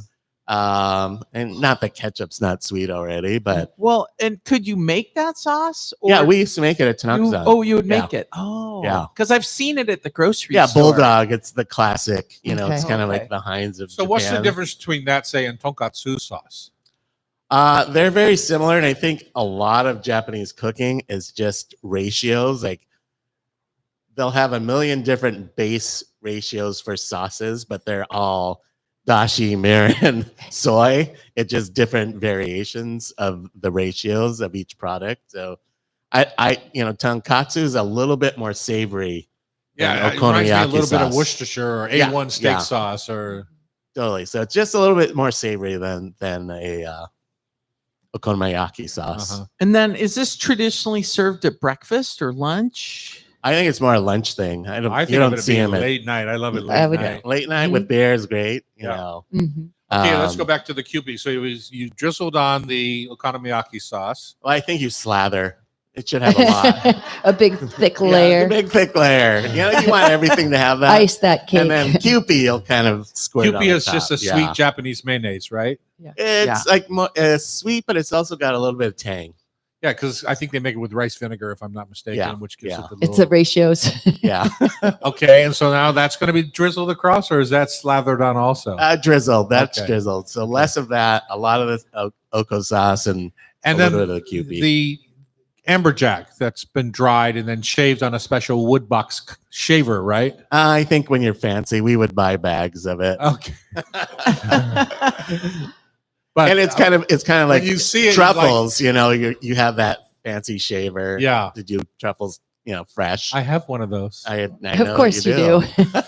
maybe two. Mhm. So anyway, so typically it can be aged depending on how much money you want to spend. It can be this dried smoked amberjack Yeah, can be aged for years. yeah, and you don't see a lot of it imported because most people don't do it fresh like that. Uh-huh. So it's mostly bagged here. But it is a dried fermented, just a loin. I don't think it's a tuna actually. Mhm. Could you put some I think smoked it's in the salmon on mackerel there? family. Yeah, it's a jack. Yeah. Could you put some smoked salmon on there instead? Yeah, I mean that's the beauty of really this. You can put whatever in there. The Like vehicle, yeah. yeah, it's a vehicle. okay. not So- I mean, classically, it's always cabbage. Unlike Bridget, belly. I'm up for trying anything on top of there, where she's more classically oriented. That freaks people out, that amberjack, because it wiggles. Yeah. When the heat hits it, it Mhm. wiggles. Yeah. Mhm. It looks like it's when I was alive. a kid, they used to have these in Chinatown. The Yeah. fortune telling fish Yep. that would do the same thing. Like Uh-huh. just Exactly. wiggle. Do you make these for your family? I do not. You do know. not. Why not? If they want noodles, they want something different. Okay. So I do. My kids love tofu, so I do tofu. I get these spinach noodles, Mhm. and then I'll use okonomiyaki sauce in Mhm. that or yakisoba And the sauce. same batter to start with. No batter. No I mean, batter. They don't like the squishy. I bet Danica would though. A tofu ish.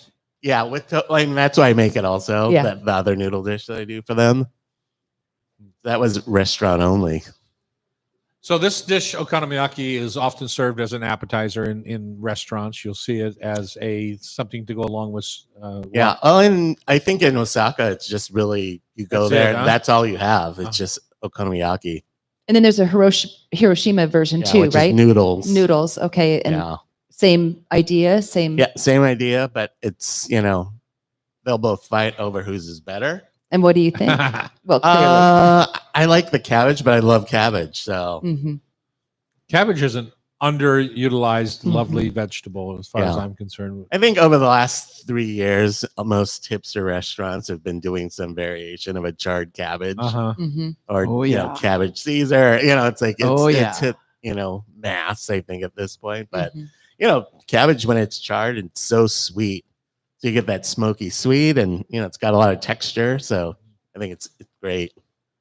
I just when I go to a restaurant and I see that, I just think price, because they're charging like $18-$20. Oh my God. That's cheap in Seattle.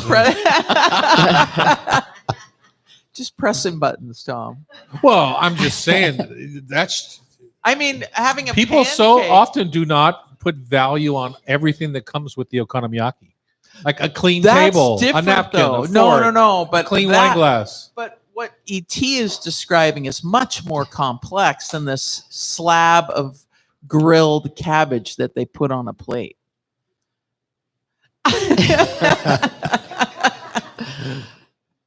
I can't even believe I'm hearing this from you right now. Mm. You know how hard it is to make a living? You don't, because you I don't run a do. restaurant. I do. Yeah. I do. You work hard. I do. You do work hard. It's just zhuzhing it up. And this pancake is amazing because that's what I would have for lunch every day if I went to lunch at In Japan? Tanaka-san. Oh, at Tanaka-san. I haven't yeah. been to Japan. I'd like to go. Wow, that's shocking to me. Mhm. I know. I got to go. Especially And all the just skiing. because you love Italian food, there's very many similarities. Just like the simplicity of Japanese cooking, I think great Italian food is Oh, it's also on the very list. simple. We are now empty nesters, ET, Yeah, I used to be as there. of a couple of weeks. And then the dog just died. Uh. Yeah. So it's like we're really empty nesters. All right, we got to run. It's time for Food for Thought Tasty Trivia brought to you by Rub with Love Spice Rubs. And today, Holcomb Studios. They've left some lovely gifts here in the That's very the generous. studio. Yeah, actually. Can't Really wait. nice. On Cairo Radio, it's the Hot Stove Society Show, 97.3 FM. Thanks, ET. Appreciate it. You're welcome. That's Thank great. you. He's not doing tasty trivia? Oh, come on.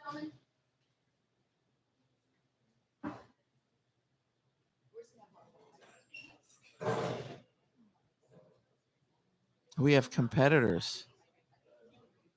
I like your shirt. Yeah. I know. We're dying. to go. So you guys, when we get to it, you just talk right close into it. Okay. And you've got more time because Sean will edit stuff out. So don't feel like you have to answer. And it's super fun. Thank you.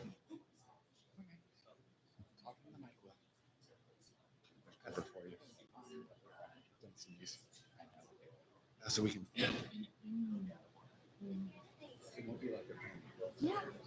What? Oh no, it's Japanese cooking? it's just it's been a lot slower than I thought. I started before I started here, and this is a lot more fun. For 5 seats. But I love it. And how much? Yeah. per person? Yeah, on everything. I mean, it's I just Wow. my mother- So clear. Yeah, it's fun. I mean, Well, I- and all like all the different You know, it takes a while. It takes a while. Yeah. You know, I well, put and myself it's out like there. same with Japanese, like the That's just vegetables. That's what I want people to do. Is don't The cuisine is so vegetable, So I'm doing you it. know, and that's the thing about Italian. Because it's more about just doing and It's taking risks.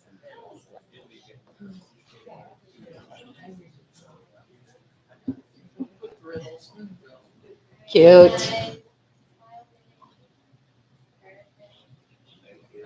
Thanks, ET. Appreciate it.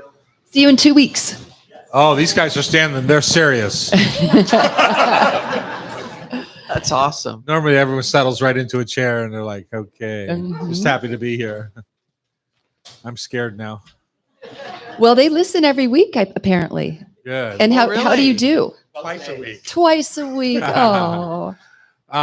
Cam, will you fix the mic, please?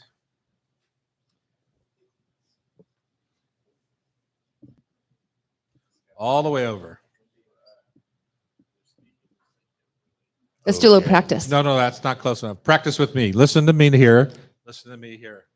I hear you Oh, there. that's what we're talking about. All right, That will Will. be my voice also. That's right. On your toes.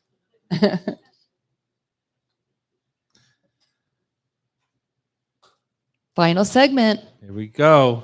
Let's wrap this thing with some love. We are back here in the Hot Stove Kitchen on Cairo Radio. Our Food for Thought Tasty Trivia is brought to you by our Rub with Love spice brand, our facility that we share with Serious Pie out in Ballard. The brewery district is rocking and rolling this time Is of year. it? Is it summertime. busy? Yeah, you bet. You can pick up any of our products we make or one of my cookbooks and grab a delicious pizza and a cocktail. Who knew? One-stop shop. I know. Sounds I like lovely. sitting outside there. It's fun. Mhm. And sometimes you run into the Holcombs there. No, never. Once. Yeah, there you go. If you want to be part of our show, just call Becky. There you go. Well, welcome, gentlemen. We've got Will and Wayne from Seattle, and they listen to the show every week, sometimes twice. Good. I love So- that. That's so nice. We're excited to have you. You're in the audience, and it's Will's birthday today. Is that Yes. correct? Happy Yes. birthday! Happy Yep. birthday. I got 3 of Tom's cookbooks Oh. yesterday. Oh, Wow. that's so nice, and you're here Wow, today. love it. Well, welcome. You know, mine is on the 2nd. hmm Next. So we're Oh, that's August. What do you birthday got? neighbors. Yes, that's great. Well, each of you will get 5 questions, and the winner will pick out someone in the audience to pick up a 3-pack No, of they get Spice to Blend. keep Oh, it for- you get to keep it. What if am- only if they win. only if you win, and if either one of them win, I know who they're going to pick. so you're covered. You're well covered. All right. So you know how this goes. We're going to start with Bridget first. Okay. Okay, Bridget. This quiz was written by our lovely friend Jim Maurer. Oh, Jim. There's Jim, no diner Jim. slang, so you are safe. So you can get through this. All right. First question. Julia Child wrote a memo to WGBH television TV in Boston suggesting Just go Okay. back on that for a Okay, second. thanks, Cam and Sean. Number 1, Julia Child wrote a memo to WGBH TV in Boston suggesting a cooking show based on her popular French cookbook. True or false? In order to produce the show, Julia offered a fund. Oh my gosh, Sean, can you help me out a little bit? True or false? In order to produce the show, Julia offered to fund the pilot, and her father, Big John, funded the first season. Is that true or false? That's true. It's absolutely false. The Oh. the Sounds so docudrama. good. It does. Jim's good. And the you know docudrama, that, Julia Tom? did say that it did. That was Oh. just for TV's sake. So Yeah. it's actually true. All right. This Never one. let the truth get in the way of a good story, Bridget.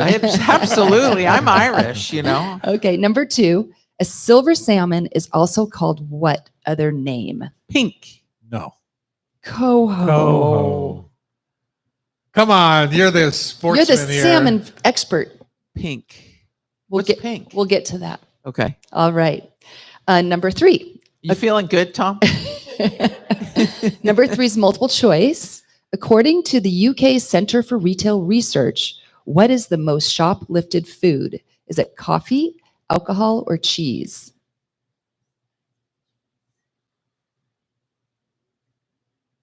This is UK. Shoplifting. Mhm.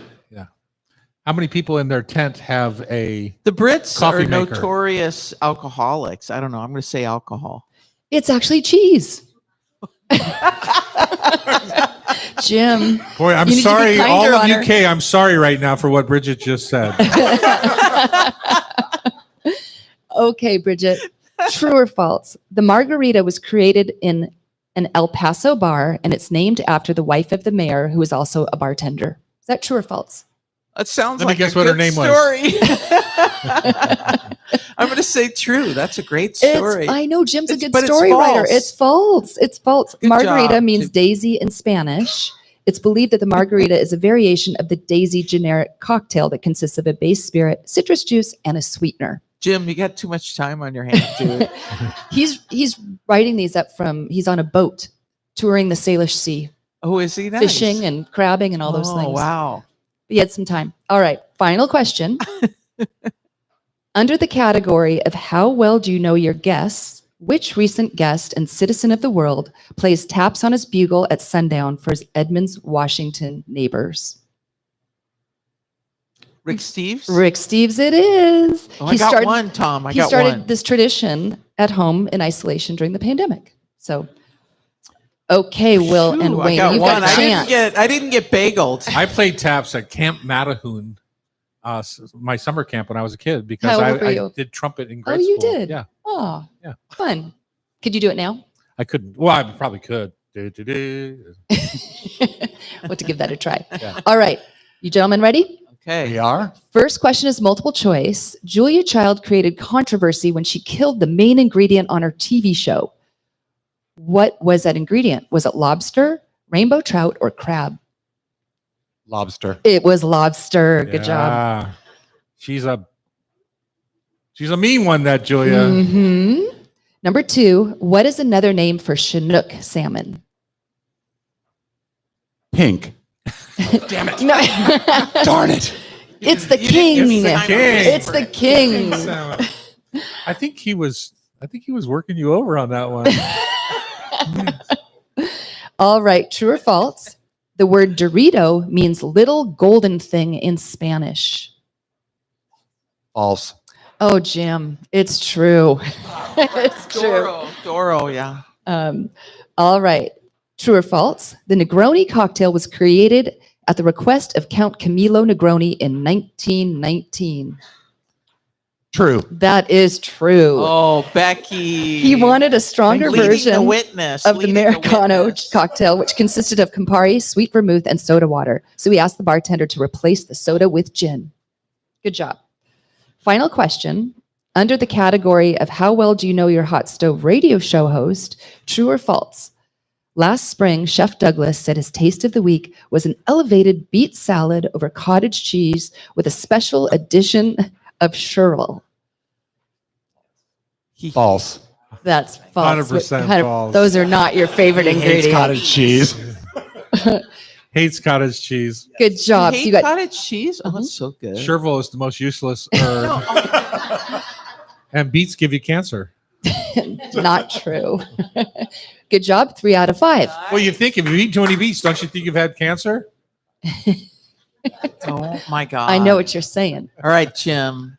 Okay, this is your first question, Tom, Okay. and it's a Julia Child one. She roasted a suckling pig on TV. She made the episode entertaining by talking to the pig and doing what? Placing an orange in the pig's mouth when she didn't have an apple, placing parchment paper booties that look like little chef hats on the pig's feet, or brushing the pig's teeth. Did you see this episode? I did not. Huh. Let's see. So to me, it's either number 1 or number 2, right? 2 is the parchment pig feet, The little- hats, Mhm. which they do for lamb chops, right? That was maybe That's right. Yeah. That's right. So I'll go with number 1. It's brushing the pig's teeth. Pig's teeth. So I thought that was Just cute. so they would be more presentable on TV when he's dead. Well, can't ask her. Is that what they do to us? Do they brush our teeth when we die? And, Yeah. and then cremate us? I don't know, but do you know the pink salmon species is also referred to as what? Kida. No. Yes, it is. Really? How do you spell that? Pink. Kida? Keta? Okay. Jim says humpies or humpbacks, Yeah. gorbush, hado, or holaya are also acceptable. Yeah, as well as Kida. Look it up. Bridget, we looked that up. Okay. Number 3, true or false? Apples, pears, cherries, peaches, and strawberries are all scientifically related to roses. True or false? This gentleman is saying true, so I'm going to go with true. You are correct. Nice job, sir. Thanks, cheating audience. We love it. Oh, talk about cheaters. Oh, well, that's true. That's true. Number 4, true or false? The mojito originated in Jamaica during the 16th century. Cuba. You are right. It is false. It actually originated in Cuba. Good job.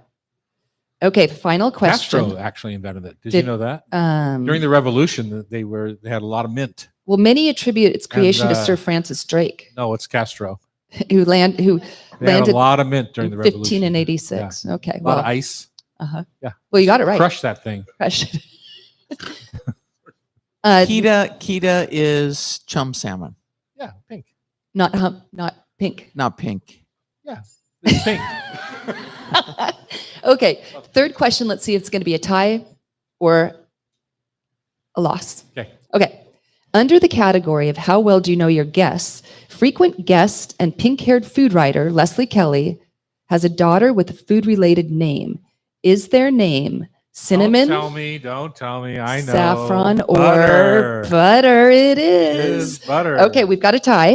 Okay. So just yell it out as soon as tiebreaker. The Moscow Mule is typically served in what kind of drinking vessel? Copper. Nice Copper job, mug. team. Good Nice job. Well winner, done. winner. Happy birthday. I am voting that they take the copper out of that mug so that they stop mining copper. So Get rid of the penny because that's what they want to do. They want to ruin the Pebble Mine. pebble mine. Yeah. Yeah. pinks or humpies? Yeah, that's what we said. That's yesterday's news. If you want to be part of the show, you can join our community on YouTube Live at Tom Douglas and Co. or just buy a ticket to join us here in the studio, like these nice folks in front of us. The show is produced by Becky Guzak. Our technical wizard today is Cam Thomas. And our talented editor at Cairo is Sean. Please don't call me Del Torre, but you can call me to write a song for or play a song for you. Mhm. If you miss any episode of our Hot Stove Society show on Cairo, you can listen via podcast. Just subscribe with your favorite podcast app. Thanks for listening. Happy summer.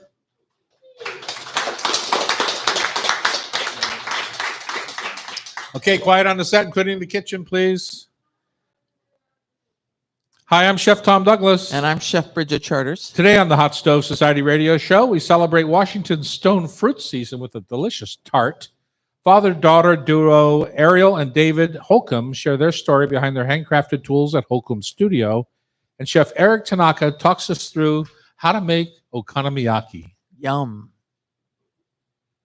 All right, you guys. All right. Thank made it. You made it all the way through. 10:54. You made up time. Gentlemen, you're free to help yourself to 3 spice rubs. That's your pay for winning today's tournament.